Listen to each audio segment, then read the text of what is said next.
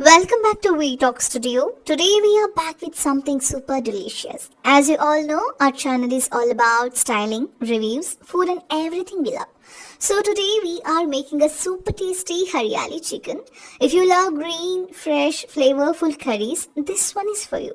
So for this recipe, we are using almost basic ingredients that are easily available at home and are mentioned in description. First, take a mixer jar and add coriander leaves, mint leaves, green chilies, ginger, garlic and yogurt.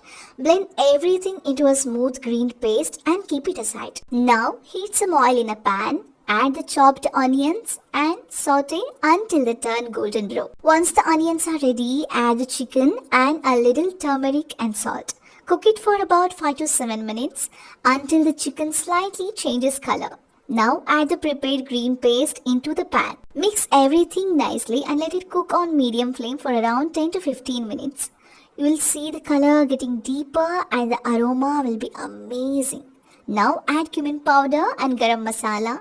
Mix well and let it cook until the chicken becomes soft and fully done. And you can add a little water for gravy consistency. That's it. Our Haryali chicken is ready. The color is so vibrant and it smells absolutely delicious.